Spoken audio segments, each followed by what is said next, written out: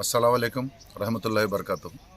పవిత్ర రంజాన్ మాసం సందర్భంగా రాష్ట్ర ప్రభుత్వం ప్రతి మస్జిద్ ఆవరణలో, ప్రతి మస్జిద్ ప్రాంతాల్లో మైనర్ రిపేర్స్ కోసం 1 లక్ష రూపాయలు కొన్ని మస్జిద్లకు ఇవ్వడం జరిగింది.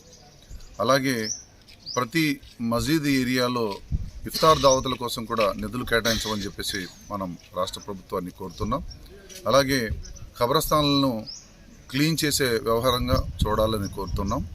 అలాగే ప్రతి ఖబరస్థాన్లో కాంపౌండ్ వాల్స్ లేకుండా, కొన్ని గ్రామాల్లో లేకుండా ఉన్నాయి, ఖబరస్థాన్లు లేకుండా ఉన్నాయి, వాటిని స్థలాలు కేటాయించాలని కోరుకుంటూ, అలాగే రంజాన్ సందర్భంగా శానిటేషన్, అలాగే వాటర్, అలాగే ఫజర్కి నమాజ్కి వెళ్ళే వాళ్ళకి కుక్కల బెడద ఉంది, వాటిని కూడా కొంచెం జాగ్రత్తగా మున్సిపాలిటీ, గ్రామ పంచాయతీ, మండల్ హెడ్ క్వార్టర్స్ పరిధిలో ఆ అధికారుల నుండి చర్యలు తీసుకునే విధంగా కోరడం జరుగుతుంది.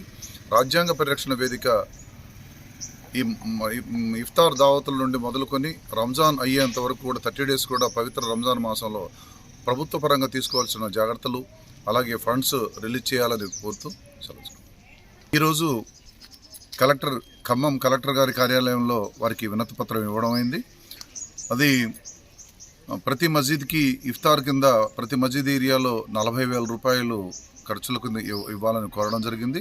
అలాగే మెయింటెనెన్స్ కింద ప్రతి మస్జిద్కి ఖమ్మం కార్పొరేషన్లో గత సంవత్సరం 1 లక్ష రూపాయలు చొప్పున ఇచ్చారు కొన్ని మస్జిద్లకి.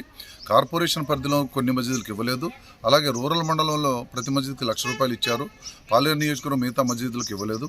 జిల్లాలో ఉన్న అన్ని మండలాల్లోని, అన్ని నియోజకవర్గాల్లోని మస్జిద్లన్నిటికి కూడా ప్రతి మస్జిద్ మెయింటెనెన్స్కి 1 లక్ష రూపాయలు ఇవ్వాలని కోరడం జరిగింది. ఈరోజు జేసీ గారికి వినతి పత్రం ఇవ్వడం జరిగింది. అలాగే రఘునాథపాలెం మండల హెడ్ క్వార్టర్లో మస్జిద్ లేకపోవడం, అలాగే ఈద్గా స్థలం లేకపోవడం కూడా వారి దృష్టికి తీసుకురావడం జరిగింది.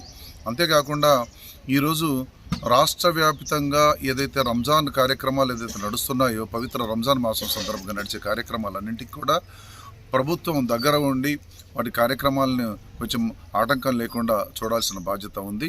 అలాగే వాటికి నిధులు కూడా సత్వరం ఇచ్చి చేయాల్సిన అవసరం ఉంది.